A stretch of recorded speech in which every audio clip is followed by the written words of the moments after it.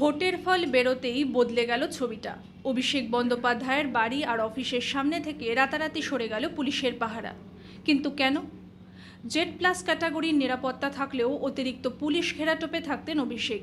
বুধবার সকাল 6টা থেকে সেই অতিরিক্ত নিরাপত্তা সরিয়ে নেওয়ার কাজ শুরু করেছে লালবাজার।